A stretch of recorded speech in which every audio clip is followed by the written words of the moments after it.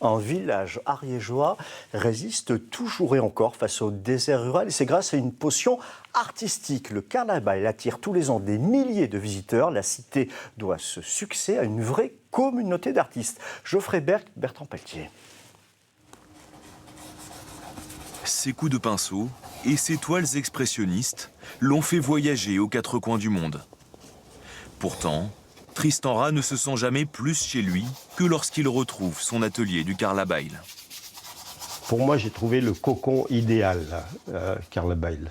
Petit, peu de bruit, peu de dispersion, puisqu'il y a quand même beaucoup de gens qui font cette même chose. On peut sortir, faire le tour du village et on va tomber sur des gens avec qui on peut embrayer la conversation sur la peinture, quoi.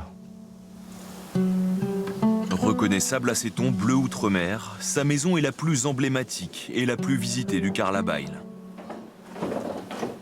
Le peintre s'y est installé en 1989, accompagné d'une poignée d'amis artistes. Arrivés de la côte méditerranéenne, ils ont trouvé ici une terre d'asile accessible, malgré leurs conditions précaires. Il y avait des petites maisons à 5 000 francs, très cassées, hein, ici c'était un peu plus cher. Mais cette maison avait été fermée depuis 50 ans. Pour nous, c'était donné. Il n'y avait rien à ce prix-là sur la Côte d'Azur, quoi. Et on s'est dit, on s'installe là. On s'est dit, on achète plusieurs pendant.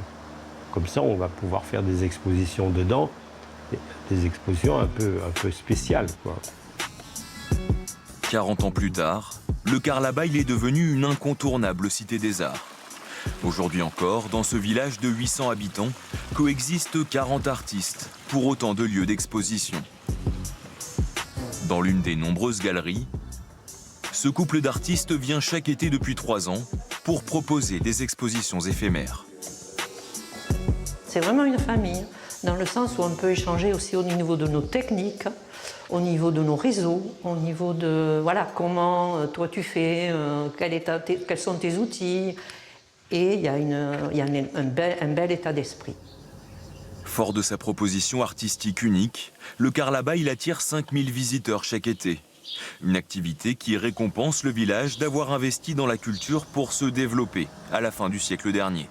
Face à la désertification rurale des années 80, la municipalité, à l'époque c'était Jean-Luc Courette qui était maire, a fait un pari, je dirais, audacieux. Elle a mis en avant la culture. La culture, elle est au cœur, c'est l'ADN de notre village. Dans ce village où les artistes ont carte blanche, l'art se trouve à chaque coin de rue ou derrière chaque porte. L'église de la commune, ornée de fresques et de tableaux créés par les peintres du Carlabail, n'est que l'un des nombreux trésors que recèle cette cité des arts.